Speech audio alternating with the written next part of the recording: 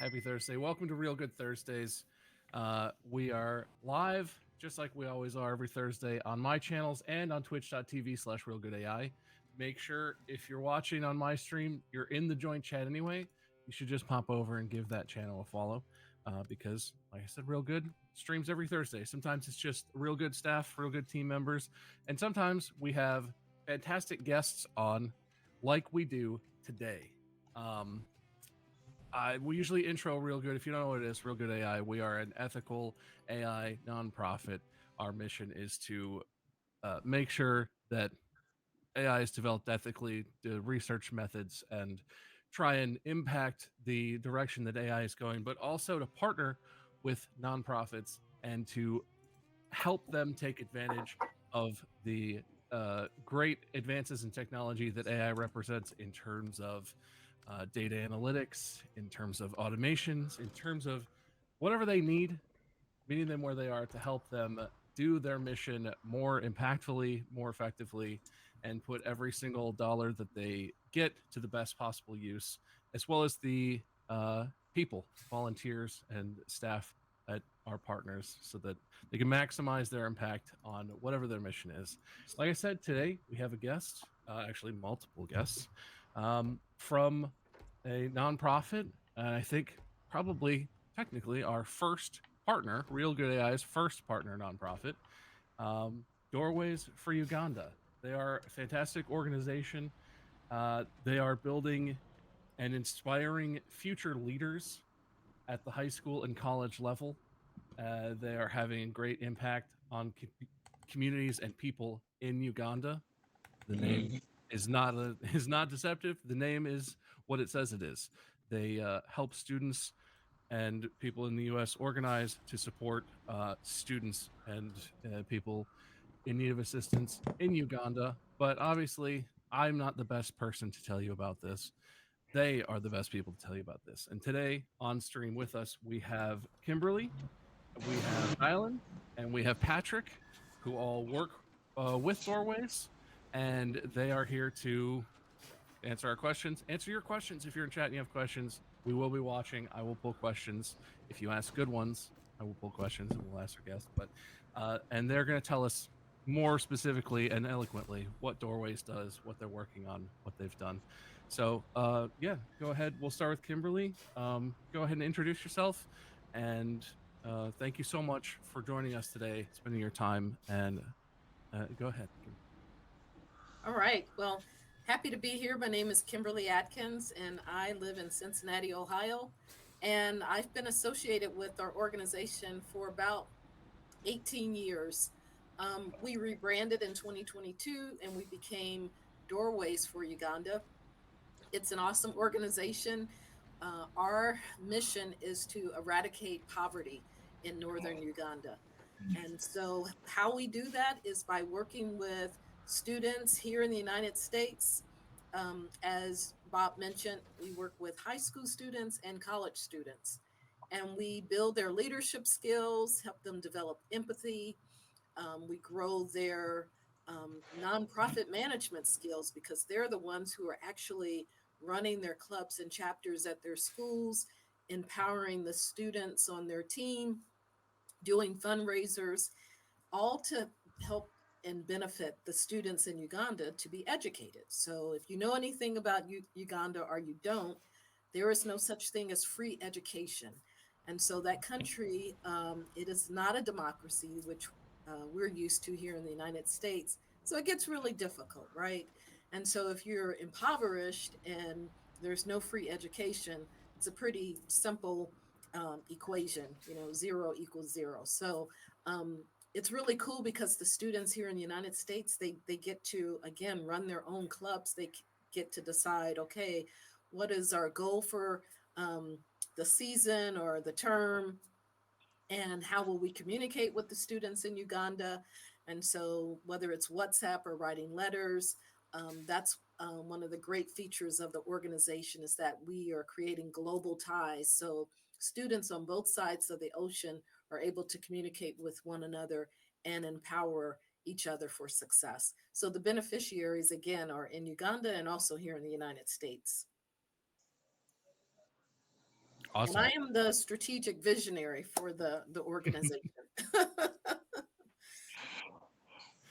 Cool. Well, thank you. Everybody say hi, Kimberly, like we're in a third grade classroom and you're at the required assembly. Next up, we have also as a guest and who will be playing the game with myself and Craig today, and who actually requested this game. I have to comment, this is the most interesting request we've had from a guest on the stream. Usually people are like, oh, I don't know. Oh, I only play Tetris or whatever. I haven't played this one very much, but this is an interesting game. And the requester of this game. And the next guest on the show is Dylan. Go ahead and introduce yourself. All right. Well, before I do, I just have to say, be careful, Robert, because it can be very addictive. you might get hooked. Yeah, my name is Dylan Labrie. I have over 33 years of experience in the consumer products good industry across sales and marketing. And so I'm working with Kimberly and the Doorways of Uganda group from a marketing standpoint and marketing capacity. So I'm really helping Doorways to build out their brand strategy and their marketing competency. Awesome. Thank you so much. And our final guest with us from Doorways, and also all the way live from Uganda, Patrick. Go ahead and introduce yourself. Hello, my name is Patrick Okumudong. Actually, in Uganda, we have very many names. Odong is my dad. I was born up right here in northern Uganda. I think most of you know the stories of northern Uganda. I was born during crisis. All of my life, I lived in crisis until when the war between the Lord Resistance Army and the government of Uganda ended. That is when peace actually returned, and most of the people returned from the internally displaced people camps, and they went back home to their homes. Uganda generally, as you could have read from anywhere, has been in turmoil for a lot of time. There has been social unrest. A lot of people were killed. A lot of people were abducted by rebels. As I speak, people are suffering the impact of the long war, which really impacted negatively the life of the people. Just like Kimberly told you, a lot of children are vulnerable in this country, and we really thank Dowey so much for coming up and picking us and partnering with the local communities here in trying to transform the life of people. Generally, that is who am I and what is happening in the country. I'll give you more update in case anybody asks about it. Thank you. Awesome. Thank you so much. Welcome again to the stream. It's very generous of you to give your time to what I'm sure from your perspective is kind of an interesting, silly, unusual request. But this is I think, very interesting and exciting for the viewers. And again, chat, if you have questions, if you have anything that comes to mind, we will try and scan chat and we will try and ask them as long as they're good. No stupid questions. Well, that usually means the opposite of what I'm saying right now, but I think you know what I'm getting at. Anyway, so I'm going to switch the scene over to the game now, and we can. Did the game end up actually working for you, Dylan? Did you get in the server and everything, or? Ironically, we had it all good about a half hour ago. I know. For whatever reason, I can't see every code. Every time I put that code in, it says failed. So I'm not sure why. Well, this is not the interesting thing, but the last ditch I would say is maybe if you could host it from your end and then give us the code and we'll see if we can join. But we'll keep doing that, keep handling that in the background. I guess if we're not going to be playing the game, I'll go ahead and switch back to the scene where everyone gets to see your faces a little bit better. But while we're working on that in the background, I mean, you did a little bit already, but I'm sure you have this refined very well. Could you lay out what exactly the mission is that Doorways is pursuing? But I guess also, how would you set yourselves apart from other similar type organizations? Because there are a lot of educational nonprofits. So what do you do, and why is that? What's special? I think that the cool thing is that we have beneficiaries in the United States and in Uganda. And so the way we think about beneficiaries is, are we depositing something into their lives? And so, in general, when you have nonprofits that exist in the continent of Africa, right, the the sole beneficiaries are there. And what we're saying is that we are taking the students here in the United States to the next level from a leadership perspective, again, from developing service, making them aware of global issues like HIV and hunger and gender inequality. And so what happens is those students become like the preferred candidates when they're being applying for admission to colleges, and even as they graduate from college and they are applying for careers in the workplace. People love our graduates out of our program. They have been accepted into some of state, Harvard, University of Cincinnati. Um, I hate to, almost, name the schools, but, we're really proud of them. One of our students was accepted into University of Kentucky School of Dentistry and also Harvard School of Dentistry. She wound up going to Harvard. So we like to pride ourselves on developing the best students and the best workers, employees to, be even, greater contributors once they exit out of high school and college and become, adults. Nice, awesome. This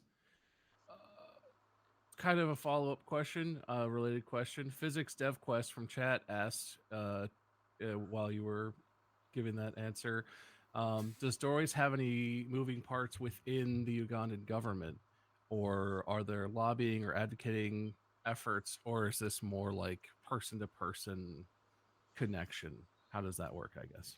Yeah, we're not doing any lobbying at the government level. This is really about person to person. So we have on the ground in Gulu, Beatrice um, Okalayuri, and she is the director of, she's our operations director there, and she's the director of sponsorship.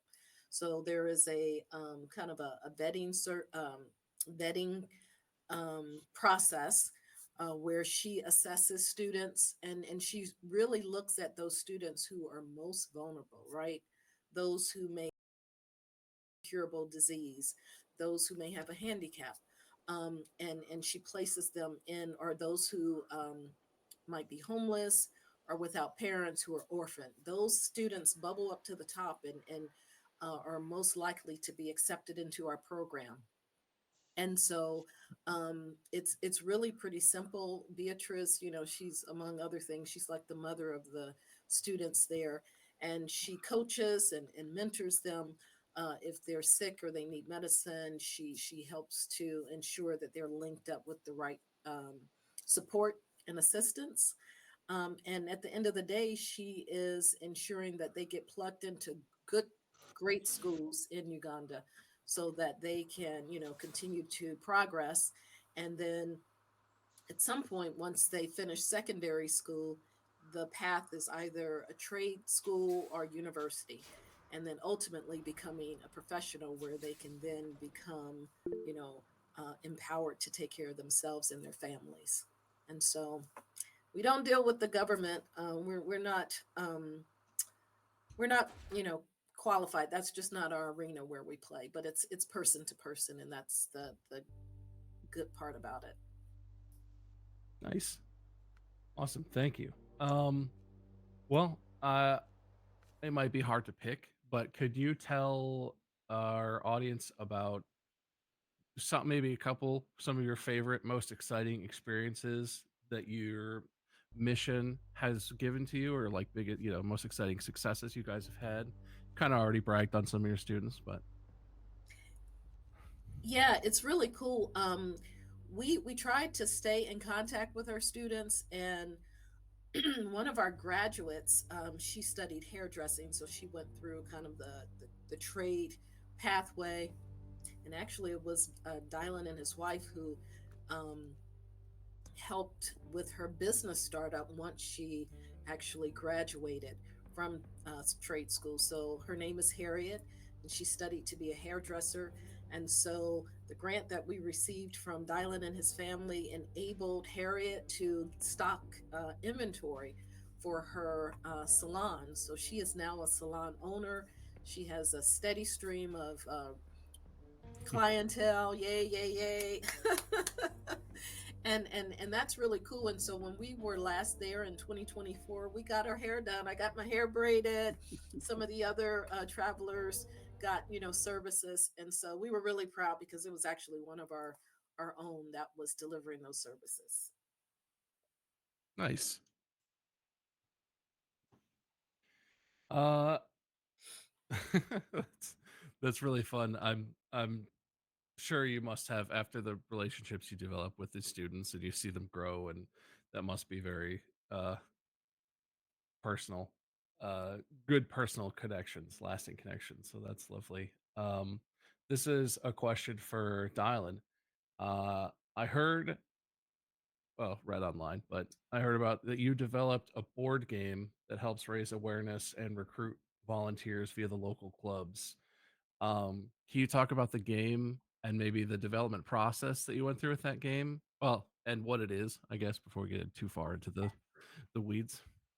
Absolutely, I'd love to. And like I said, yeah, it's only appropriate. A little bit of gamification on kids, and I'm going to try to just kind of show here. You can kind of see the cover of it, but it's called Chapter Champions, and it's basically kind of passion project of mine I've been working on for probably well over a year now. I've always been into gamification. As you see here, we can play a little bit of SnowRunner today. But by enabling people and training people through gamification has always been something that's really fascinated me. And so Kimberly and I connected, and we really started downloading on really the brand strategy piece and a lot of things we were trying to do. And I just saw her passion and just felt her passion and just understood so much that was going on from a Doorways of Uganda standpoint. It just really kind of welled up in me to the point of like, how can we do more to really recruit and help the kids that we have here stateside? And one of the things that came to our mind is putting together a game. And so I've been a big fan of role playing games since I was in middle school. Many of us know Dungeons and Dragons, and there's a lot of other games that have come along the way. And so I had this idea of creating a role playing game that would help in the recruitment and the starting of a chapter of Doorways for Uganda. And so that's why it's called Chapter Champions. And so the whole idea of it is it's a much more very simplified version of a role playing game. You play it with two 6-sided dice, which keeps it pretty simple. No 20-sided dice, any dodecahedron type style dice or anything like that. Just your typical everyday run-of-the-mill dice. And what happens is there's a game facilitator, so he's kind of your game manager, game master, who knows really doorways to a certain degree, and you can have 3 to 4 players along with the game facilitator, and they kind of pick a role, and they can either kind of play as themselves, they can name themselves. There's actually a character creation component to it that kind of starts off. And we kept it real simple, so we said, there's 5 different abilities that you can have, and you can take 10 points and run them across all 5. Go all 2s and be completely balanced, so you can be, whatever you want to be. But the idea here is there's these skills and then there's special abilities that all link into what we want to see and have come about as part of building a chapter out with Doorways for Uganda. And then that breaks down once you start the game into there's literally a full year session that can take maybe 2 to 3 hours to play or less. There's other ways you kind of manage it. But within the full year, there's basically 4 seasons, if you will. And within each of those, you have basically 4 phases of starting a chapter. So the first phase is, finding your faculty sponsorship. And so to do that, there is a challenge. And so within the game itself, you have to, the game facilitator gives the team or the chapter their first challenge. Go find a facilitator. And they basically roll the dice. and the game gets kind of fun. You get some, you make a score with your dice, and then basing your special abilities within people in your chapter, you can apply them to your roles.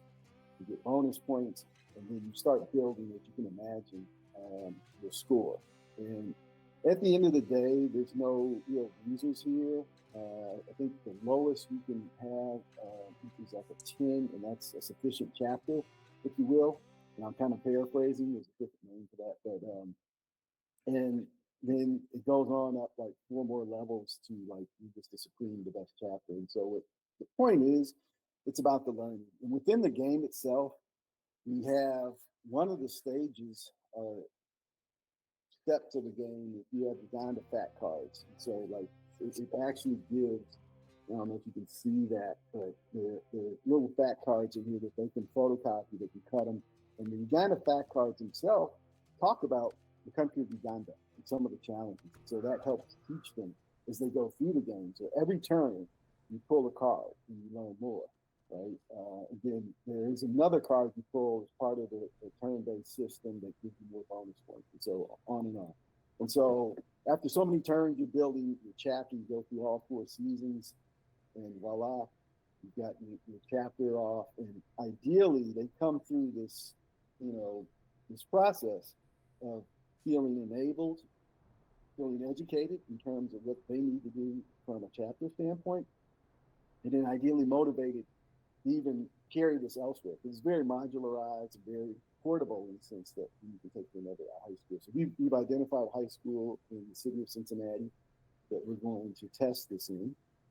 And so we're going to continue to move forward to build out on it. And ideally, not only is it portable, it's scalable. So we're looking to maybe put this into some other areas that we can, drive training and help others to build their skill sets in areas of Uganda. Nice. Very cool. Yeah, that's been, this in education, not maybe a new movement, but I do feel like it's something I know I would have benefited from especially in like the younger years and primary education stuff, is gamification. I think that's really interesting. And so it's actually been in the hands of kids, right? This is students have actually played it. Go ahead. Well, have you gotten any direct feedback from kids playing the game, people playing the game? I guess I'm curious what they thought of it, how effective it was. Not yet. Good thing, Robert, you're getting in on the early part of this. So the game is literally fresh off the printer. Nice. Okay. And so, yeah, we're literally starting the test phase, which is great. And going back to your earlier comment, made me really think, like, for those of us who worked in corporate America, we've all wanted that gamification piece. And, I had to go through the policy training and all the stuff that HR gives you, and they try to make it interesting and kind of gamify it a little bit, and it was horrible, right? You're like sitting there like, please, somebody put toothpicks in my eyes, I'm dying here, right? And so that was one of the things that probably motivated me, 33 years of that, like, oh my goodness, there's so many ways you can probably improve this. And to your point, you get a couple of people around the table and kind of play a game. The other part of this that motivated me with my family, we play board games. We play Settlers of Catan. It's a real big favorite of ours. We play Monopoly, Nice. we play Uno. And so especially around Christmas, the holidays, we'll get together and we'll play different games. And so one kind of sneaky objective of chapter campaigns is to get the younger generation out from behind their screens, right? Because I've got 2 adult children who are in their 20s as well, and anybody who has, the younger generation, they're digital natives. They've been raised in this, and so they're very comfortable with their mobile phones, with their laptops, with their iPads, and so this totally is a paradigm shift, right? This is something different. And so part of what we'll be testing when we go to Cincinnati is just to see some of the stickiness of the game itself. So kids could completely not like this, right? Like, oh, I've got to put down my phone for a couple of hours of this. Or if I'm betting on it, I think they'll go the other way and they'll be like, oh, this is kind of nice. This gave me something different to do. I'm sitting here doing this with some of my peers. It's kind of fun, and then they're learning at the same time, which I think is exciting. Yeah.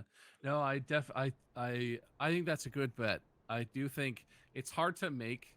I mean, I grew up with computer labs in school, and I've had, I don't know, I think I got my first smartphone in like 2008 or 9 Yeah, maybe. So yeah, I've had the screen in front of me for a long time, and I obviously this what we're doing here is my job. So I don't dislike the internet. I don't think it's having exclusively negative impacts, but it's really hard to make that choice, especially for younger people, to be like, I like my phone, I like social media, I like whatever media I'm consuming, but I'm gonna set this down and actually uh, enjoy something that doesn't involve the phone. It's hard to do that.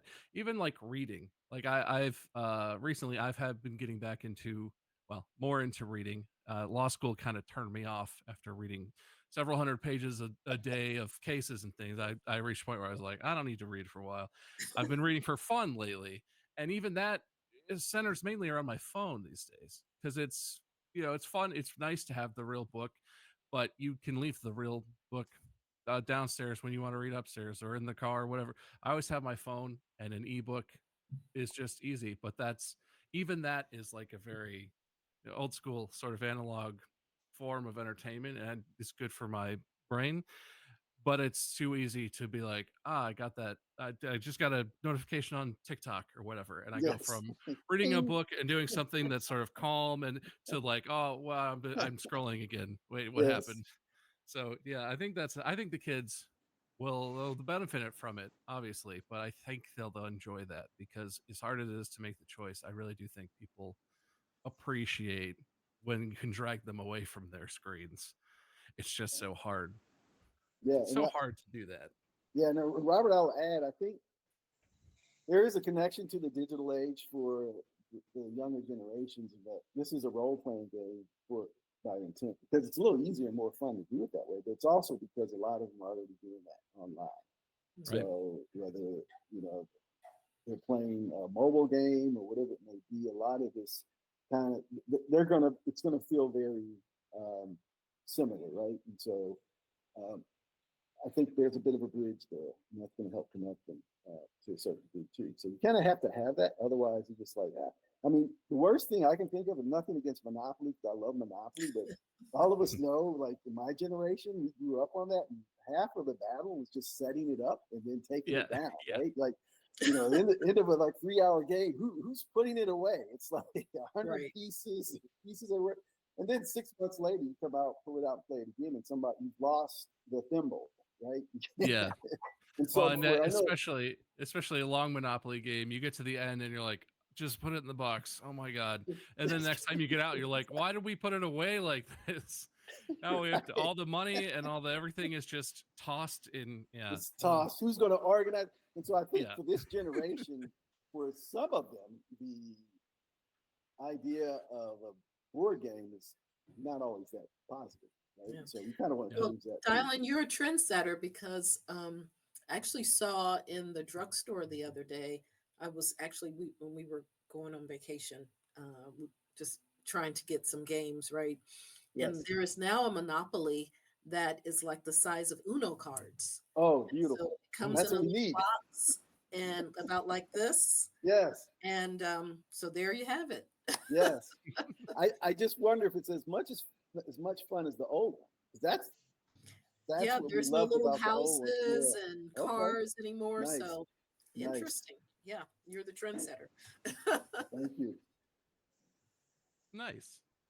Well, that's fun. I would be really interested to see the feedback. Like you said, you never know if the kids are going to like it, if there's going to be friction points or whatever, and it might, maybe there's things that need to be refined or who knows. But it's always so exciting when you work on something like that. It finally gets into people's hands. Finally get to see them play it and engage with it, but then you also get to hear what they think, and I think that's going to be interesting. It sounds like it has a lot of potential.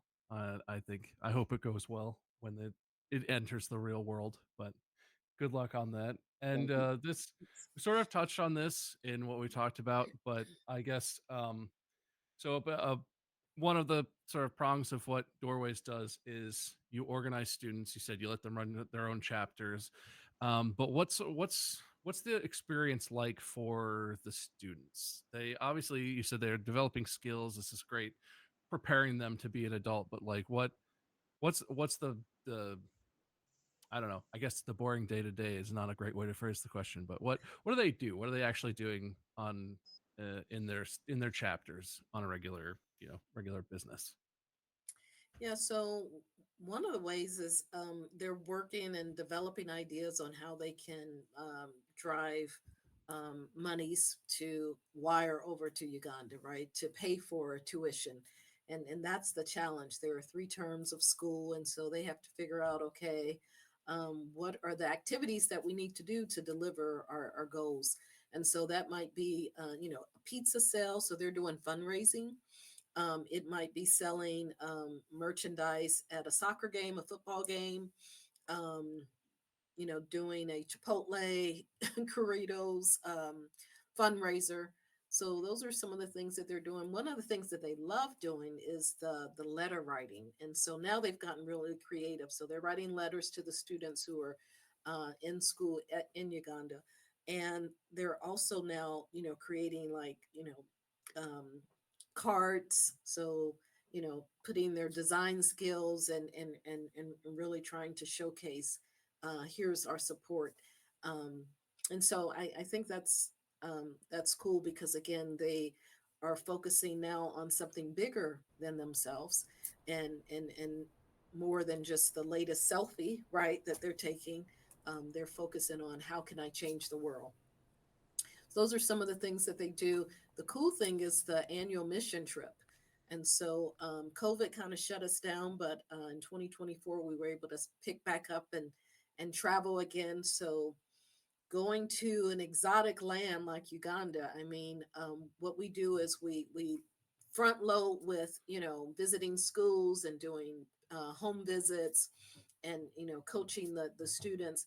But then at the back end there's the safari, and Mm. there's the um, Victoria Lake, right, which is the largest lake in the world, right.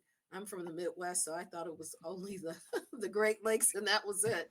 But this Yeah. lake is like, it looks like No, an ocean. I've only seen it in like shows and documentaries and stuff.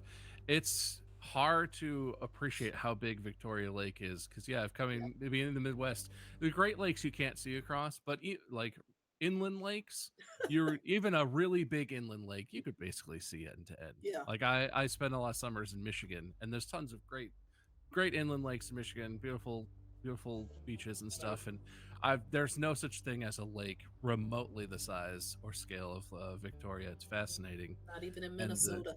yeah, The land of lakes. Yeah. yeah, no, So, that's cool. I was very lucky, and my parents were very into traveling, so in oh, cool. my sort of middle school, high school ages, I did get to see other parts of the world, and Woo. I could say from my experience, and I'm sure that you've heard it from the kids that you've worked with, that can really have a bigger impact than it might seem Yeah. on under like having more appreciation for how dramatically different people's lives are, how wide the range of humanity is.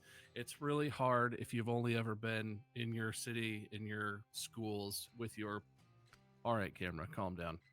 With your friends and family, um, to appreciate, there are all these other humans in the world whose life is almost unconnected to whatever you might think it is in a lot of ways, and it's fascinating. So I think that's huge. I don't know. Do you feel like the kids? I'm sure they have fun, but do you feel like you've gotten that feedback or?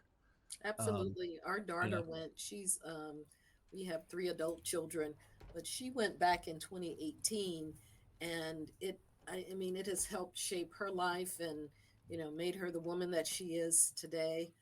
So yeah, they have a blast.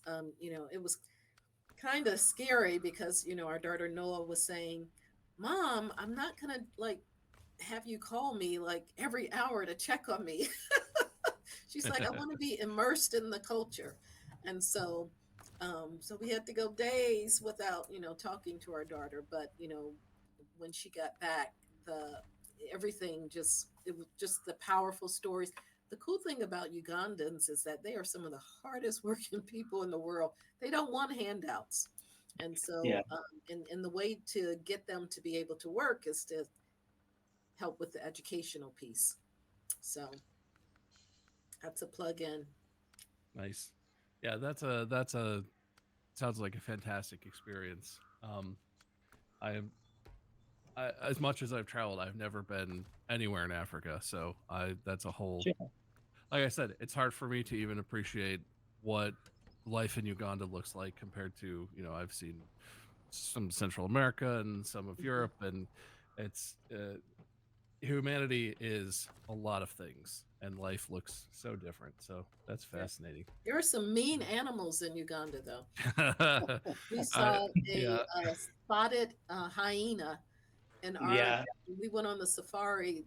It was not covered, so we were exposed, and we were Ooh. told that they actually jump in vehicles. So Oh man,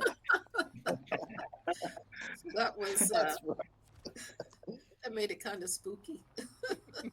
Well, hopefully somebody had a gun. I think our driver did. Okay. Yeah. Actually, it is found along the River Nile. Like if you're going The to the Nile capital River. of Uganda. Yeah, the longest river in the world. Yeah, River Nile. Nice. That is where you can see a lot of animal. Like when they're driving, they would want to have bananas from you and to associate with human beings. So That was fun seeing. yeah, Were they really, gorillas? Is that what we saw? gorillas. Yeah, these are gorillas. Yeah. And Wait, they wait, steal time your out. lunches. You saw gorillas? That's crazy. Yeah, they are gorillas. Yeah. That's amazing. Very exotic place. So Like you have talked about animals. Like where I live, we are close to the national park, and there's a lot of interference of animal getting away from the park and destroying the crops of the people.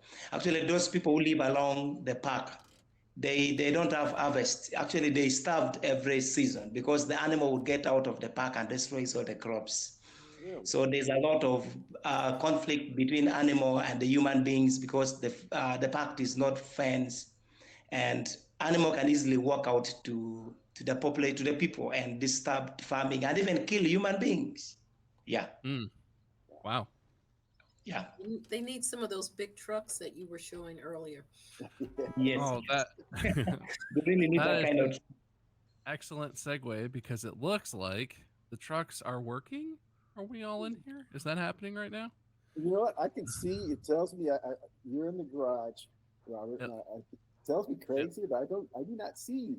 It's like you have the invisible car. It's the craziest thing. I think I'm sitting in the garage here. I'm gonna see if I can. Oh, There you all go. right. Okay, I see you. So I don't see Craig. Yeah, you got. Oh, okay. Look, we go. We All can right. go try to We can- rescue Craig. Yeah, we could switch over to the game. I have no idea. For chat, we were here early. Our guests were gracious enough to show up early to try and help sort out the tech stuff, and then as we were about to switch to the live scene, something happened. Craig's computer broke, and then the game stopped cooperating. So, as per usual, technology always works most of the time. But yeah, we can get these trucks. If you never played this game, chat, basically it's really muddy, and we're gonna drive trucks around and get stuck in the mud while we're supposed to be, I don't know, delivering things. It's raining. I don't know hard. if we're gonna get to that. I think rescuing Craig might be quite the mission to begin with, but It's raining, so yeah, we're really in for it. You can well, see- now that you're more occupied, and maybe this is a question for whoever wants to field it, but I think our audience would be interested to hear about what it's like to work for you guys. About the students, but what's it like for you guys working behind the scenes at Doorways? You're all volunteer staff, so this is not the only thing that you have cooking. I know life can be busy, but what I don't know. What would you say about working for Doorways? How would you pitch it to the audience if they're thinking about getting more involved with a nonprofit or something like that? Yeah, I think it's really cool because it we all have challenges in life, right? But it helps put things in perspective, Yeah. and I think it allows you to grow your empathy, and then kind of scale back some of the complaining maybe that you would have normally had. It has allowed me to be a lot more grateful for what we have. Here in the States we have water that we can drink, and then water that we can use for washing dishes and clothes, and having that distinction, that's a big deal, right? um, and so the other rewarding part about it is that just the contrast. So one of our recent graduates, Tony, he chose a medical assistant path. And when we visited last year, what we heard him say is that if it wasn't for Doorways, I would probably be the father of maybe 6 or 7 children, um, maybe across 6 or 7 different women.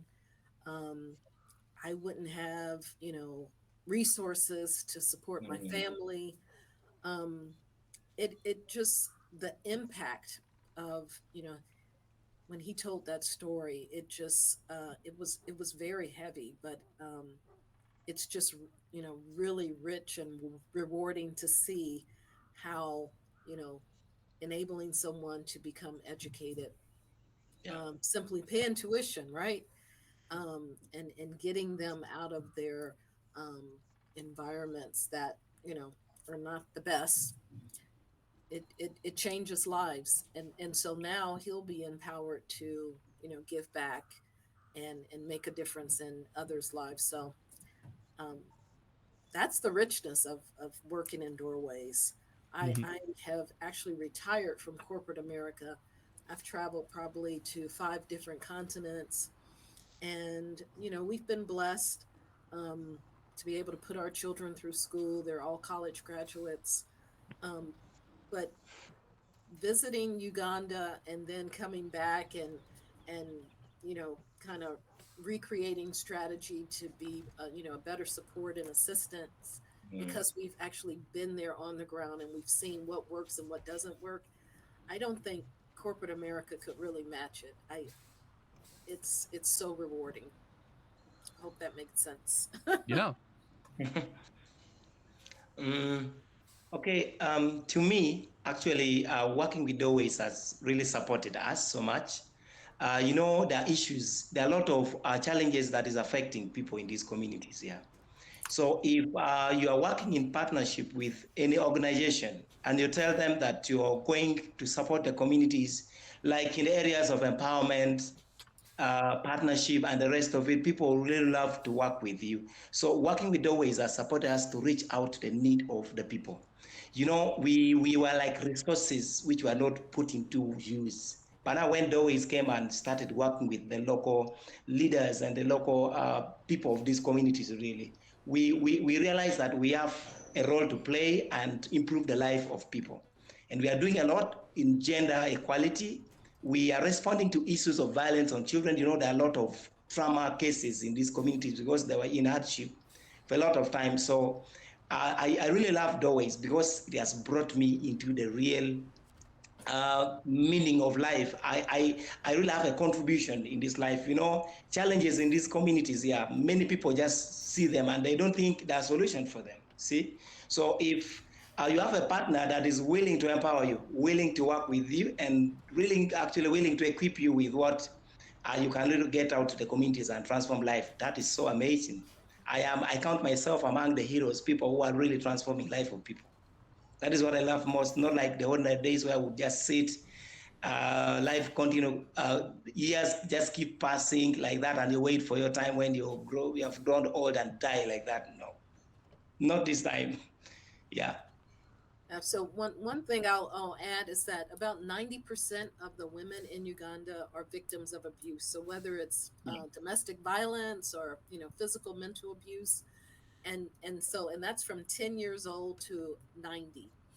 And so when you go onto our website, which happens to be doorwaysforuganda.org, we actually have a resource for students, families, anyone actually. It's free. There are no locks on this.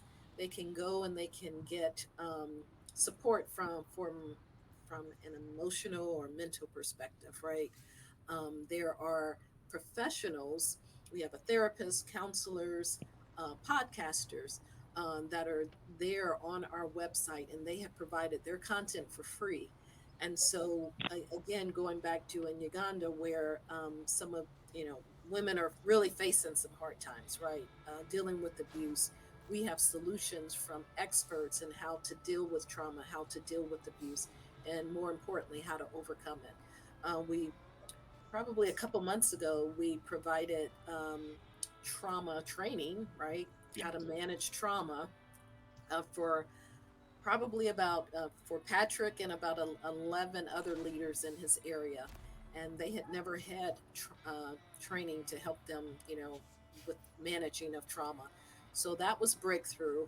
Um, and the website that I mentioned, so it provides resources for mental and emotional support. Again, not just for the students in Uganda, but the students here in the United States as well, because again, emotional and mental stress and strain is a global issue, and so that's one of the things where that we're really proud of because um, again, if you don't have the funds in place to go to a counselor, to go to a mental health coach, you can dial into our website and get what you need.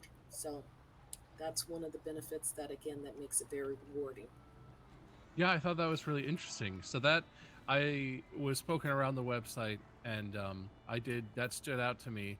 That's relatively new, it seems like. Or how Mhm. long has that sort of initiative been going on? Because it's built out on the website. There's a lot of resources there. It seems like. Yeah, I want to say maybe April, Hmm. March Yeah. or April of this year, so it's fairly new, and it's not low grade. It's the we've got the best of the best, right? Yeah. In their professions. Yeah, well, it's an interesting range of stuff too. I'm trying to remember. There was one video that was like it was a group of like pro athletes and coaches talking about like mental toughness and fortitude in in athletics and how that might be applied to other disciplines. It has a wide range of stuff, and like you said, that's just free, openly accessible, right? There's no part of that that's like behind a paywall or for partners only Absolutely. or something. It actually gives. There is a tab also for like career advice as well, like if you're Hmm, kind of stuck um, and need some direction. So very cool. thank you. Boy, oh no, what did I just break? Oh. Oh no, I think I just damaged my tire. It's fine. I think it's fine.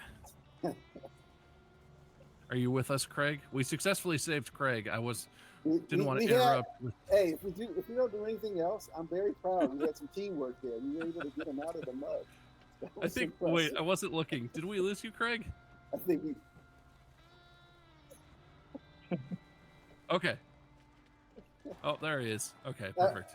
I realize I have a hat. It's called the Land Rover Defender. It comes with standard all-wheel drive. It's kind of sick. Nice.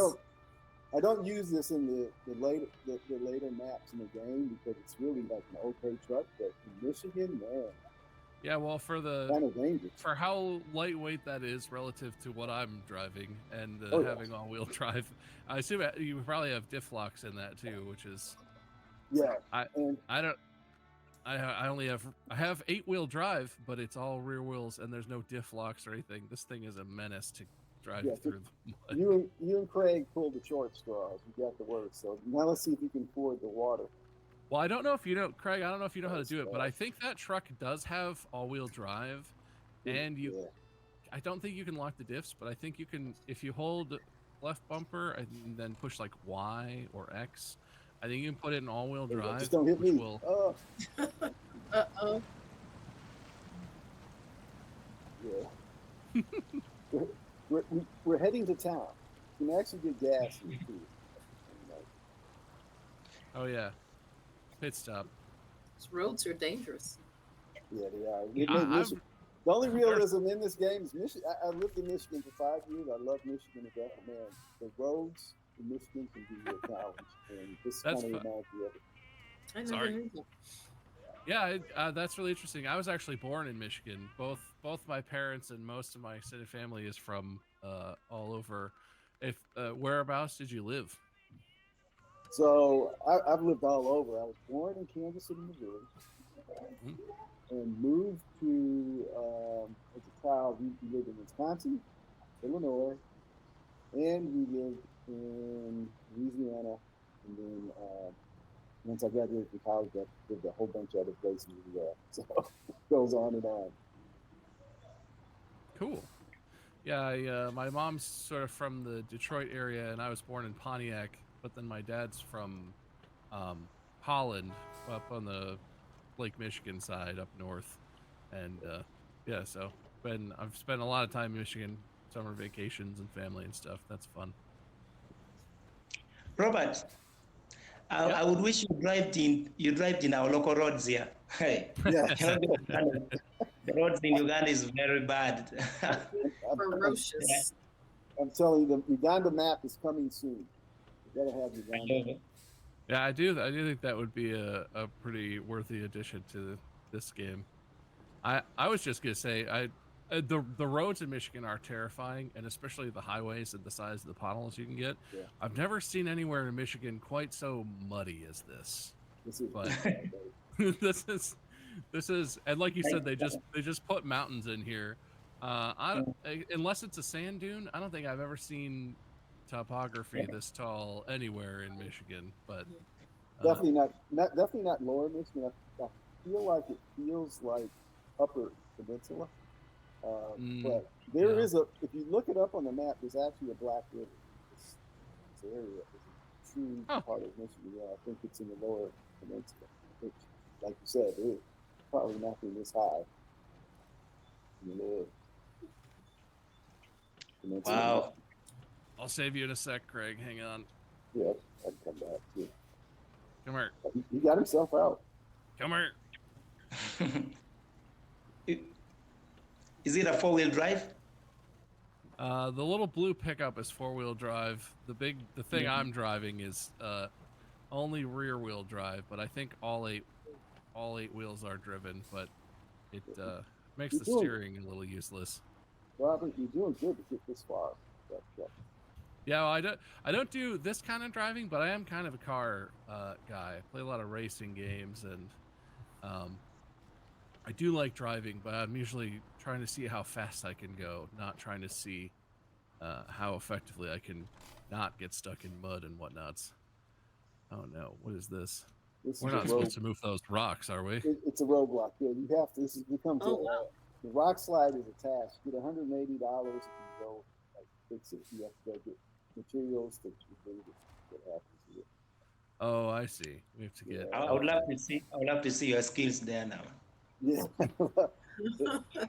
And you have to get through that rock slide to complete the map eventually. So, for all intents and purposes, you may not be able to do it here, but yeah, that's just kind of part of the game. It's all these little challenges. The mud. You're going back Kimberly, you have been to Kampala. You saw how driving in Kampala is very hard. Yes. And a lot of vehicles and traffic can take like 6 hours the road before crossing Kampala City. It wasn't a pothole. It was a ditch that I didn't think we were going to get out. I thought we were going to be getting out to push the vehicle. We were in a van. That's the thing. We were not in a 4-wheel drive. That's like real live SnowRunners stuff. See, it's got stuck in it. Only difference, we don't have gorillas or baboons here, so. Yeah. Then The best, there are a lot of border motorcycle riders in yes, Uganda, and they can really cause traffic, yeah, and a lot of Really? accidents. Mm. and the best bananas are in Uganda. They call them apple bananas. Um, Interesting. they're really sweet. They're small too. They're only like, I don't know, 4 inches maybe. And I Yeah, guess we call it. do they taste like sweet apples? Yeah, true, true. And can I tell you the name of that banana is sweet. We just call it sweet. It has no any other name. Hmm. That variety you talked about, those small, small sweet banana. Hmm. Yeah. Well, I our viewers who are watching right now are spread all around, so I don't know that where your need is, but I think people have been pretty interested in chat and responding pretty positively. How would you encourage people to get involved with Doorways? Obviously, I'll say it for you.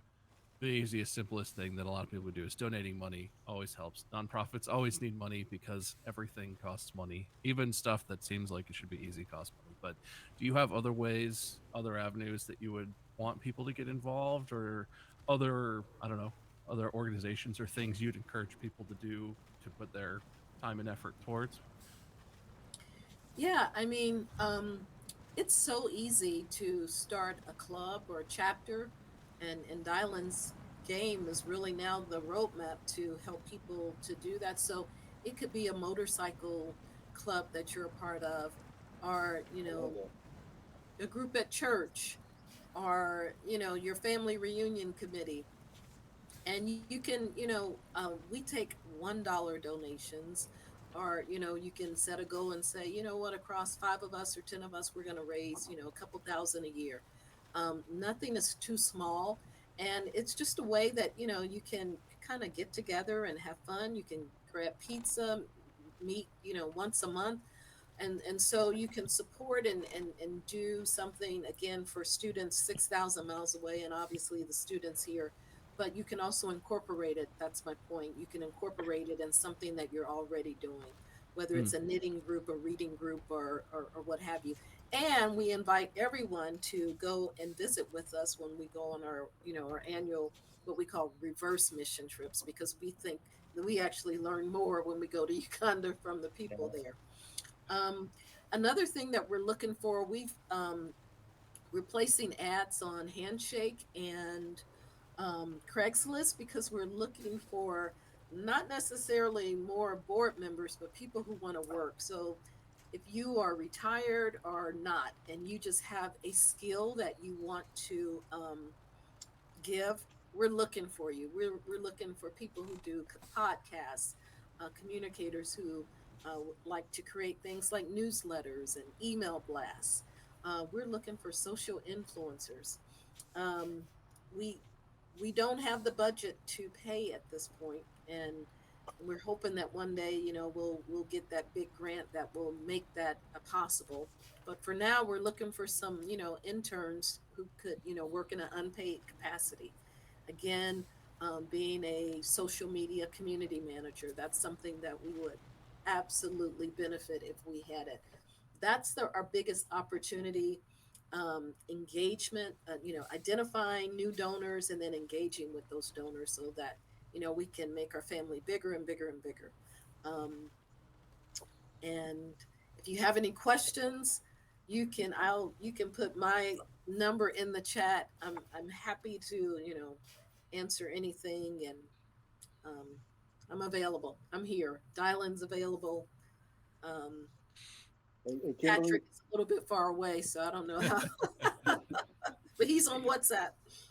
I'll add. You can also add any SnowRunner fans out there who co-play as a team. We'll we can send you a chapter champions set. So by all means, reach out. Chapter champions. I like that. Nice. Uh,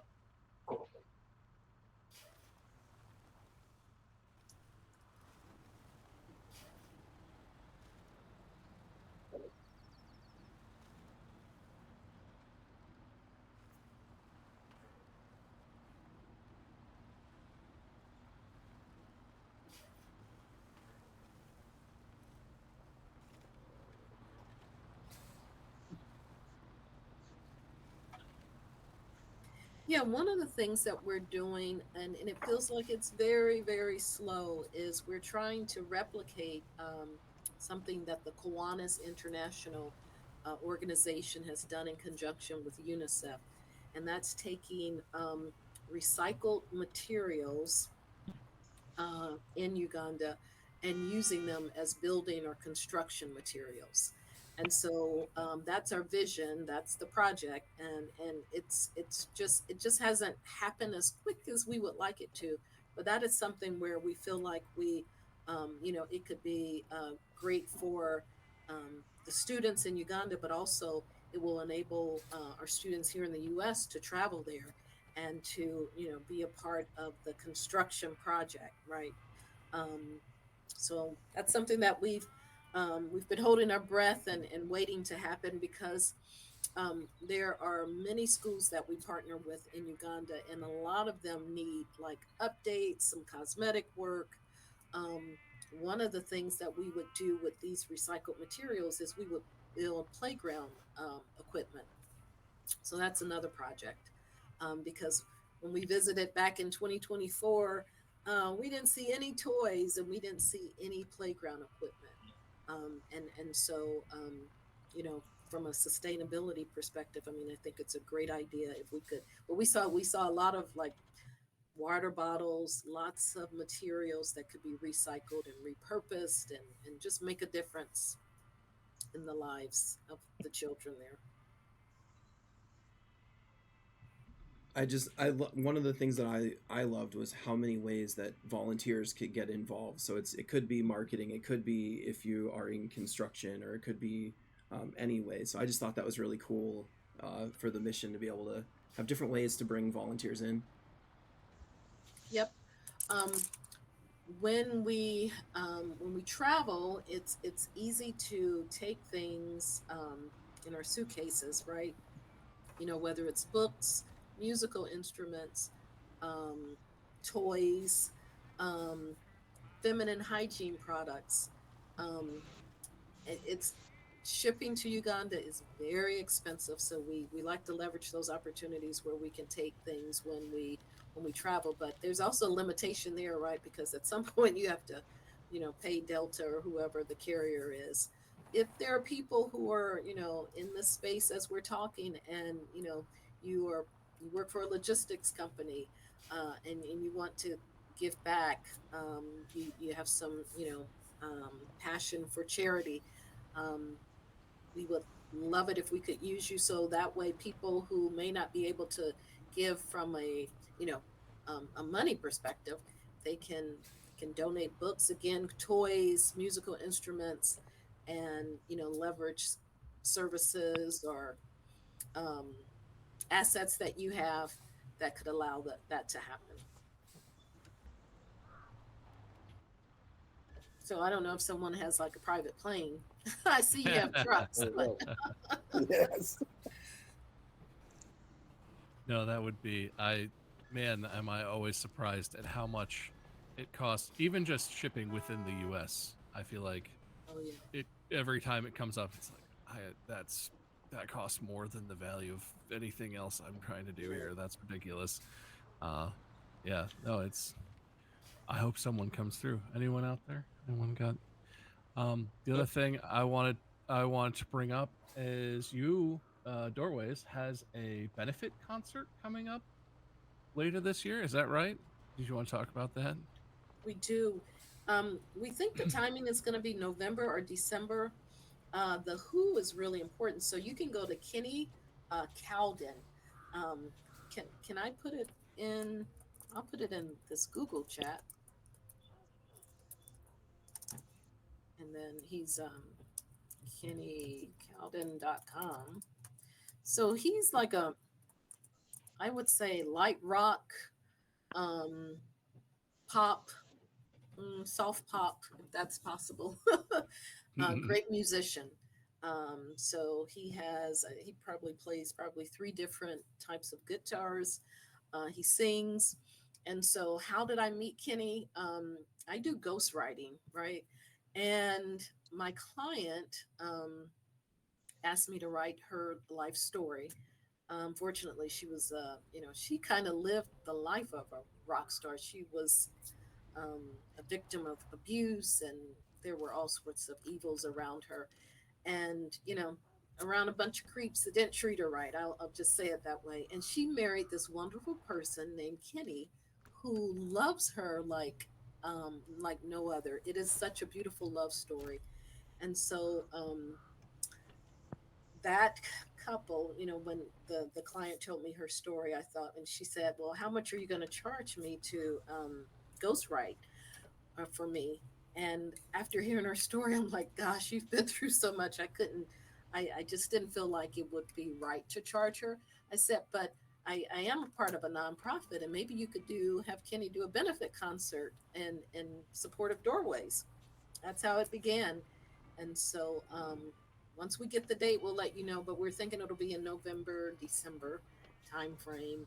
And we won't charge an admission. Just, we want you to enjoy Kenny's music. Again, you can go on his website and hear a little bit more uh, of his songs, and come. So wherever you are, I might open up our basement and let you stay here. We want you to come to Cincinnati, enjoy the concert, um, and that'll be really cool. Yeah, that's great. That's Maybe it's to maybe go just ahead. to add a little bit. Yeah, sure. Um, Actually, I just request that you people need to come to Uganda, and you really see that there is a lot of need in the life of people. Like we told you, we were through a period of hardship. There are a lot of children, there are a lot of youth who are not empowered because Oh, he's frozen now. Uh-oh. I speak, there are a lot of vulnerable children who have, some of them have grown up, others are still youth who are not empowered. They're not doing anything that would bring for them any source of income. So we are looking at, actually, my prayer was that if there's a way we can empower these young people, we can empower children, we empower the young people, we empower adults, and they become self-reliant, that would be the best. That's why we are really calling for need. We really need to empower our people, like what Doways is doing, actually empowering children, getting them from their vulnerability, taking them to school, paying them school fees. Actually, it's like doing everything to a child. There are a lot of children who are not empowered, and as I speak, Uganda has the highest numbers of young people, and all these young people, they're not doing anything because of lack of empowerment. You know, most of them did not go to school because of poverty and the rest of it. So I'm looking at, okay, I always keep asking that where will be the future of this country if the young people are not being empowered? If we don't have access to some of this empowerment, like she's running a lot of skilling program, you know, they dropped out from the school, like those who produced children when they were still even children, like 15, 14 years old there. So they're being empowered and they're being taken for skill training, and a lot of them are becoming tailors. They're doing hairdressing, and this is really so good. So we are advocating Uganda need a lot of support, need a lot, whether it is just coming to advise people here, whether it's just coming to live with and experience the life in poverty. We really call for that. Whether it is prayer or giving you material support, that is really what we need to And empower people. Yeah. Patrick, you just made me think of something. We're trying to be even a little more creative beyond kind of the traditional way to think about nonprofits. So what we're saying is that if you have a company and you need talent or labor, um, if possible, right? Our students, once they have graduated, they could come back. They could come to the states and they could work, right? Um, so that would be an opportunity. Like we could be a feeder for um, talent and labor here in the United States. Again, you would have to support them to, I guess, get a visa and come here. But we've also been reaching out to cruise lines. So, Celebrity, Carnival, um, Royal Caribbean, we know that they hire skilled and unskilled workers. And so we've been motivating them to apply at, companies that, have cruises, do cruises, and often tap into that labor market in developing nations. Just being, creative and thinking about how can we raise funds, right? How can we empower people to work and uh, fund their lives, right? So, but again, if you are an employer, if you have a company, um, again, I guess what another possibility could be, um, one initiative that we had thought about is leveraging our students here in the United States to work for certain corporations, and then maybe we could do like an 80-20. Like, I don't know if this would be possible. There would be payment obviously for that person, that student, to work at that company, and then maybe 20% could go towards funding or sponsoring a student in Uganda. So Mm. just some ideas. Yeah, I think that's interesting. I think people maybe in general underestimate the ways they could get involved. I'm sure other organizations have more diverse opportunities for like volunteering and for companies and organizations to help with their resources and expertise. But it's I think it's interesting that you're trying to take an even broader approach than is sort of normally done. Because yeah, I've always thought this, and then there are always hurdles. I mean, the realistic thing is there's always a reason. There's usually a reason that like something isn't done or some certain company isn't doing something, but often there's not a really good reason. Often the reason is, well, nobody thought of that before, or nobody asked the right question before, and you asked the right person, and they're like, oh yeah, you know what, we actually could totally do that. But it's an interesting approach because there's obviously real good is trying to focus a lot on leveraging the internet and sort of building a community that's very dispersed and diverse and in with modern technology. I mean, we've got Patrick here casually having a conversation all the way from across the world with the possibilities that are presented by modern technology. I think there's a lot of ways that people are not taking advantage of that they could be helping out doorways or could be helping out other organizations in your own community. Or there's nothing wrong with being creative, and it's an interesting approach. If for the patriots that we have in the space here, what I've often said is, when we work with other countries, I mean, we I think we help drive stability, right? And so Uganda is, we're allies, right, with them, but um, when people get desperate, sometimes they do things like, the civil war that happened in Uganda back in the early 2000s. So the more that we can work and partner with, other nations, that helps create like, global stability. And I think that's really important for the United States. And Yeah. maybe to add a little bit, we're really so proud for Real Good because now, see, like me now, I have access to tell the whole world the challenges that people are facing here. I always call you our brothers from the overseas, our brothers from the overseas. So we are now coming together to really work together and better the life of the vulnerable people. And that is what I love so much with the technology. Um, Robert said that he has been with smartphone for some good period of years. I've been with smartphone just only 1 year ago. So it was very expensive. I could not afford, but I thank God that technology is taking up this country. And okay, this is my first time like to speak. I mean the second time. The other time was that period when we had training, and this is the second time. I'm so proud. Yeah. Yeah, well, I think you raised a good point, Patrick. I think Kimberly, someone touched on this that as Americans, you know, we sort of come from a world where you just assume education is available, that it's, you know, for, I think, everyone in America, it's free and it's compulsory. So, but the actual cost of education in Uganda, you said that it's a thing you have to pay for, but it's, my understanding is it's sort of outrageously expensive, right? Not only is it a cost, but it's prohibitively expensive. I don't know. Can you talk about that? Yeah, so it depends on whether the student is in primary or, you know, at the university level.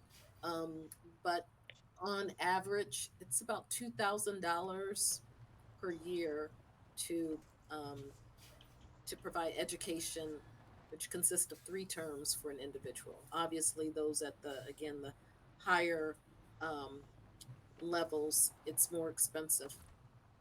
Um, for those children who are in primary school, the lowest I've seen is, you know, about say $100 per term for those students. Again, this is like, you know, the 6-year-olds, 7-year-olds, um, but we're looking at about $2,000 per year for 3 terms. And do you have is that $2,000 sort of relative to American prices, or is that, I guess, how does that relate to sort of like median, like, wage income, or, you know, household monies? Is that, Yeah. you know? So yeah, that is USD. Mhm. But the average annual income for a Ugandan family is about 400 US dollars per year. Mm. 400 US dollars per year. So I think that's pretty telling. Yeah. If you have more than one kid, right? You're only bringing in 400 a year, and tuition for one is 2,000 a year. Yeah. Maybe just to add a little bit, in Uganda we have private schools, and most of the private schools offers better education compared to the government school. Like in my community here, there are a lot of schools, children even sit on the floor. There are no desk, you know. I can get to a school whereby you have like 150 pupils in one class, and is managed by only one teacher. The ratio of teachers to pupils is not actually is not even is not okay. At least that one now. But there are a lot of families who cannot even afford to take their children to government schools. The government has launched universal primary education. So it is some sort of free education, but again, government pays very little money, you know. So each and every child, government gives very little money. So if the parents are to rely on that universal primary education, it will not take the school anywhere. That is why some of the schools are struggling, because government could not afford to provide some of the facilities needed for schools, and a lot of children will just be dropped out because the school will begin to demand for some of um, contribution from parents to support the learning of children. But I thank God that through Kimberly, a lot of vulnerable children are being taken to private schools, and their education are being met, and children are getting out when they're fully equipped and learned. Yeah.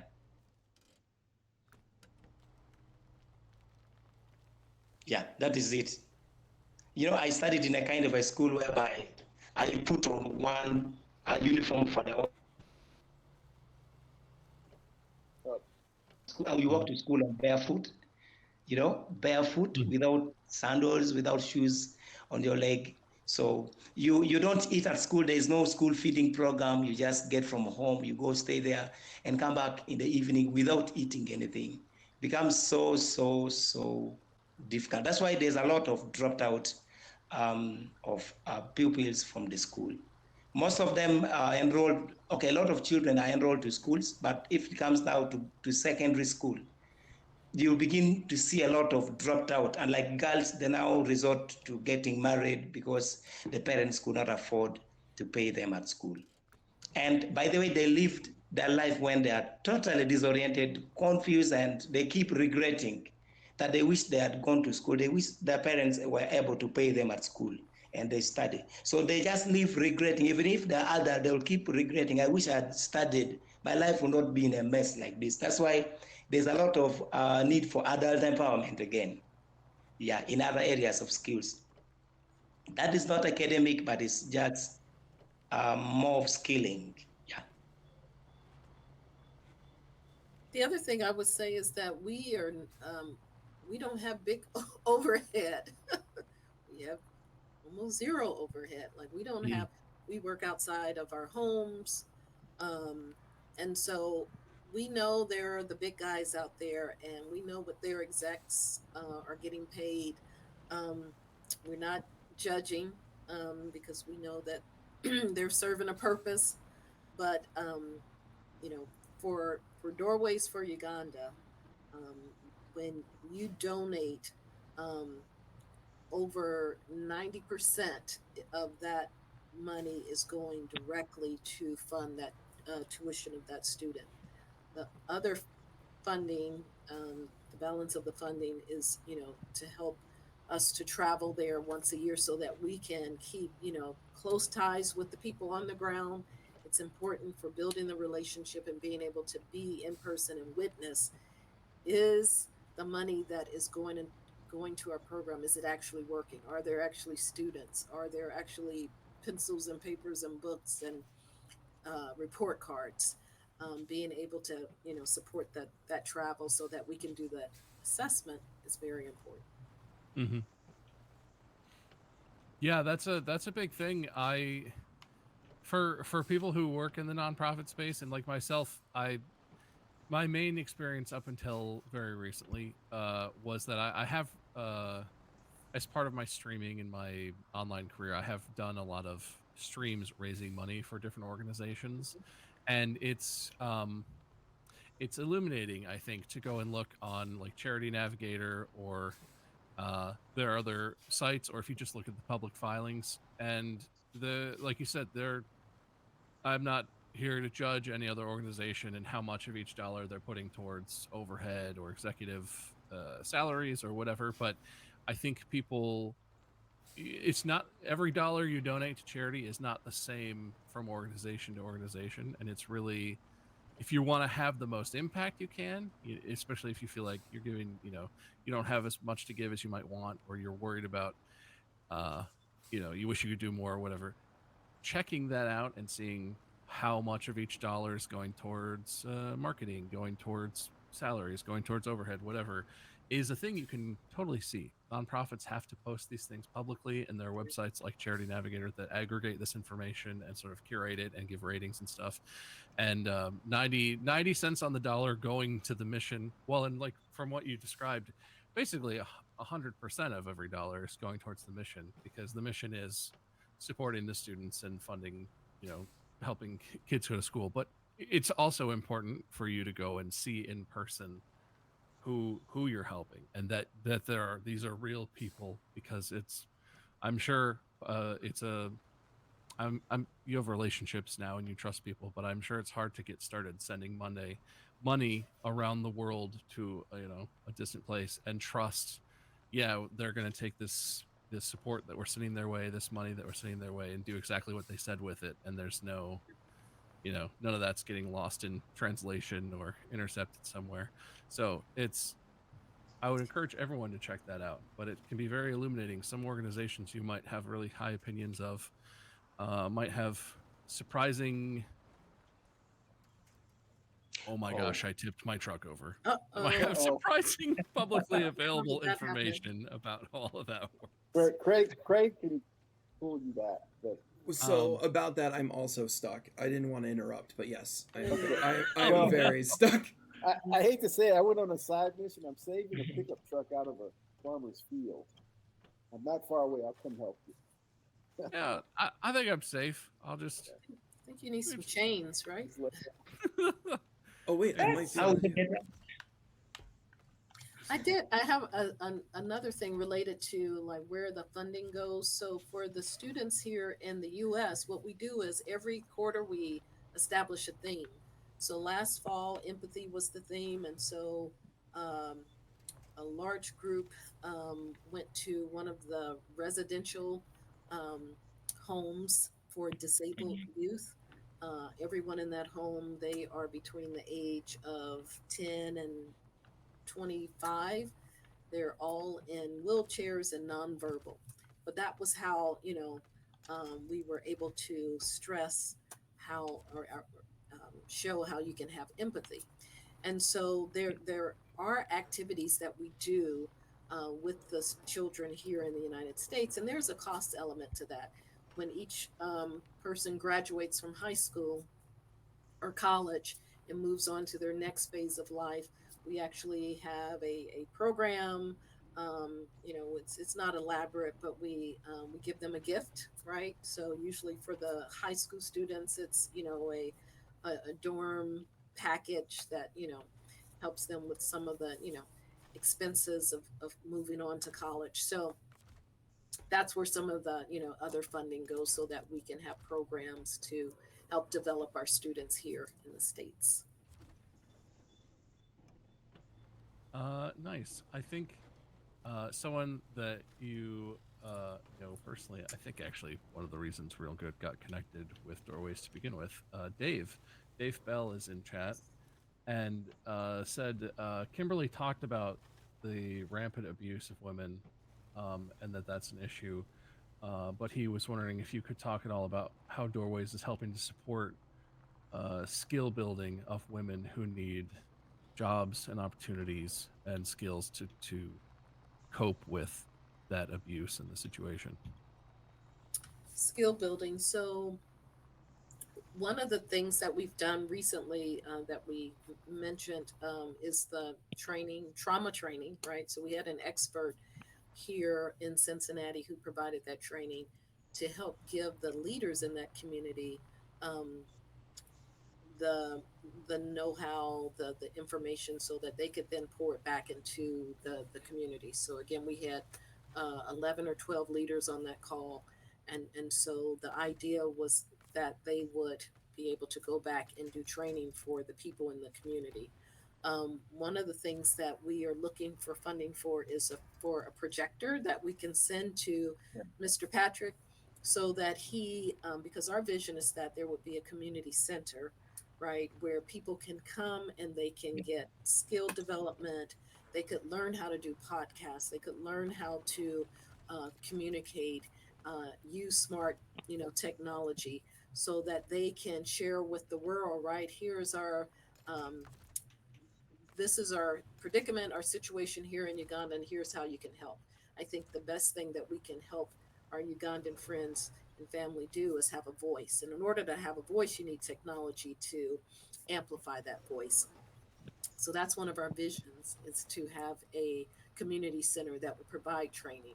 In the meanwhile, what we are doing today is we support a women's center. So in addition to the students who are going to school, primary through university, we have a women's center, and it's all about developing their skills in tailoring, sewing, um, hairdressing. If you go on our website, I know we have a photo gallery.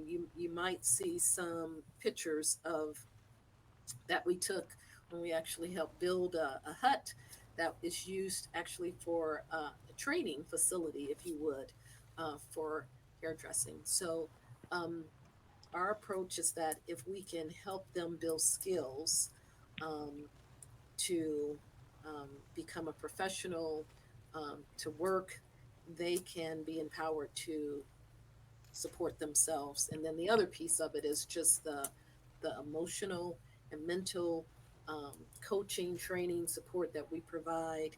If they don't have a computer, they can't go on our website, but our website is one source for that. And then the other piece of it is just utilizing resources here in Cincinnati to provide training for the leaders who will then pour it back into the community. I hope I answered your question. Yeah. Maybe to add a little bit. Okay, what we have experienced from this violence against women is that we have realized that our culture is really contributing a lot. You know, most of the culture in this community, women are the breadwinner. They are to look for what to cook at home. They are to look for money to take children to school. Meanwhile, men will only be for alcohol. They will just go to the drinking joint. Most of the men will not participate in the garden work and some of these other income generating activities. Men are they're like the president at home. So they nobody has to force them to do anything. So they are like the people who control everything without their effort. So what we have realized is that most of this violence, which is actually affecting women, is because, like, if a woman begin to demand for her right, demand to be supported by a man, demand for a man to play his role, that is now when men begin to use their power to abuse women, to beat them, to fight them. So what we're doing through the training that we have got from Doorways, we are trying to bring every people to better the life of women. Like if a woman is abused, we bring the police, we connect with faith leaders in this local community, and we work with government offices like the community development offices, and they really work so hard to see that we get solution, a lasting, a sustainable solution for the problem that is causing actually violence. If it is lack of money, which is caused by laziness of the husband, or like the woman taking up the role alone without the support of the husband, we get in to give them the counseling, and we even go extra miles of like supporting them, giving them some knowledge of income generating activities. How can they utilize the available resources and get something and utilize? Uganda has a very fertile land, but people, because of negative mindset, they are not utilizing the land. So most of the challenges which is affecting women and making them so vulnerable is just from culture. And we are working hand in hand to ensure that we give a lasting, sustainable solution to the violence on women. And we are proud when a woman is abused and we get involved. Always that woman will be okay, she will be empowered, she will speak on issues that affect our well-being freely, because we will go and equip them that women have their voices. And if they speak about things affecting their life, people need to respond and take action because they have that right. It is actually a universal right. So I thank God that they're picking up seriously and we're improving lives of women. Yeah. Patrick is he's our hero. I mean, we have a scorecard, and every time there is a home intervention that has to happen because a couple is fighting, there's an issue of domestic violence, he and his team are actually going in and they're doing home visits, they're doing again interventions, they're providing marital counseling, um, and so um, building resiliency in the community, training and teaching, coaching, counseling. He's again one of the hardest workers that I've ever seen. But I think that scorecard is helpful. It's necessary because again, we keep a pulse on the the number of incidents that are happening, and then the resolution, and then kind of those ones that are in transition, because it's a process. Sometimes it's not an overnight fix, right? But Patrick is leading that charge and helping to bring healing and restoration to families.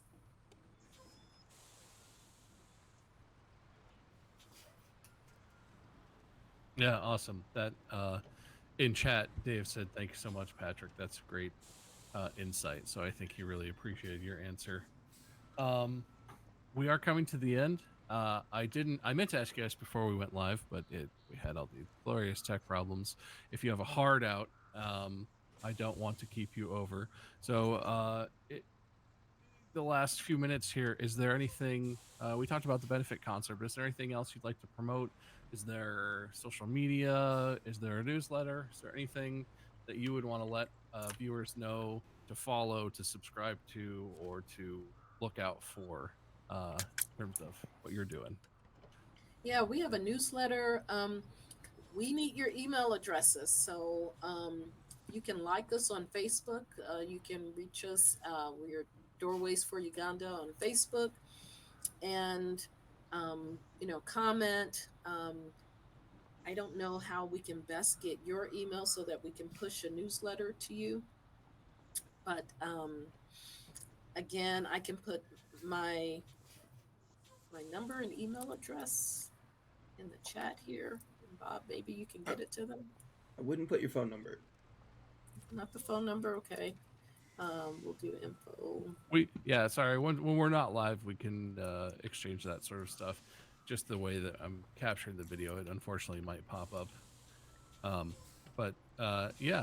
Is the sorry, just crashed into your nice truck. Is the website the place to sign up for that? Is there a specific URL? Yes, let me send that. While you're grabbing the URL, I did want to say some of the cool stuff that the Real Good AI team has been able to do. I didn't want to interrupt the cool stories that we've been hearing, but some of the cool stuff that Real Good AI has been able to partner with Doorways for Uganda on has been looking at some of the data science, looking at some of their data, and getting a lot of our scientists involved to look at some of the patterns, and even just talking around different, working with some of the marketing strategies they're working on, and like, how can we help figure out patterns and what is really important to the community of Doorways for Uganda. So we've had a lot of fun, and being able to work with them since we started. They've actually been one of the first organizations we worked with when we started figuring out what this process was. So it's been really fun to be able to do that stuff and have that communication and figure out and be a part of the mission that they're putting together, because it's awesome. So who's winning? Is there a winner?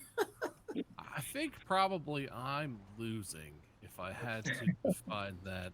I currently have a flat tire and I'm generally pretty dinged up. I don't know what 30 out of 210 suspension means, but I assume that means my leaf springs are about to fall off on my rear end here. But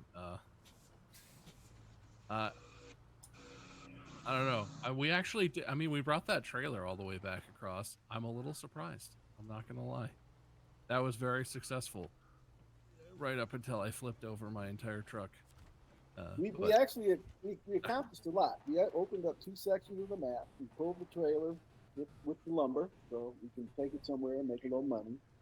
I banged up my Land Rover to the degree that it's a commercial for Land Rover. I think. Yeah. Did you see how I pulled your truck back over? That was kind of amazing. No, I didn't think that was going to work at all. That worked great. I kept at it. That Land Rover is tough, man. Wow. The little engine that could. Fun times. Sorry for all the technical issues. We ended up getting the game to work, which was great. This was really fun. And this might be the first time, sorry, Greg, first game we've played where I felt like I was engaged in the game, but it was not taking away from my ability to listen and participate in the conversation. So this was a really great game choice. Dylan, knocking it out of the park. Appreciate that. Chat. The links have been in chat. Facebook.com/Doorways for Uganda or doorwaysforuganda.org. Check those links out. Thanks so much for being here, chat. If you have any last second questions, now's the time, because I think we're going to go ahead and wrap this up. On behalf of Real Good and Craig and Amanda and everyone at the organization, I just want to thank you again, Kimberly, Dylan, and Patrick, so much for, one, being patient through all of the tech issues that we struggled with today, but 2, being so generous with your time. We all know how busy everything is, how busy life is, but it's your time is very valuable, and this was fantastic. So thanks so much for playing along and being good sports about it. I am going to go ahead and wrap up the stream, and I'll just add in, thank you, first of all, Bob and Craig and Amanda, for allowing us to be here, right? We are so grateful, really enthusiastic about maybe some potential partners that will develop because of this. Hats off to our great team, Dylan and Patrick, for your dedication, support, and just, being rock stars for our students. Thanks a lot. Actually, I also want to appreciate you so much for all what has happened. I want to thank Dylan. I want to thank Kimberly, Craig, Robert, and the rest of the team. You guys are really so amazing. I am really so impressed. I love the driving. It can just remind me of what children are doing actually in my community. Children would make toys of vehicle, you know. So they just use the local material here, and you see them driving every day. And when you ask them that, what do you want to do in the future? Some will tell you, I want to become a mechanic. I want to become a driver in the future. So it reminds me of what children are doing. And we're using this approach of like children developing toys as one of ways of self-discovery, you know. A lot of people grow in Uganda when they don't even know their purpose. So we begin identifying talents in children by them making vehicles like that. And if you go to most of the households, you see children will be rolling those toys in the community, and we love to see them. So it has reminded me, I love this drive so much. Yeah. Awesome. Well, thanks again, everybody. Thank you, chat, for being here. I am going to initiate the raid over to the Real Good channel. So whether you like it or not, you're going to have an opportunity to go and follow twitch.tv/realgoodai. Go ahead and do that. But we're going to end the discussion here. And yeah, that is it. Enjoy the music in the outro screen, chat. We will see you next Thursday for the regular Thursday stream with the team. But for now, thanks for watching. Be smart, stay safe, have a good one, and I will see you next time. Thank you. Thank you. Bye-bye.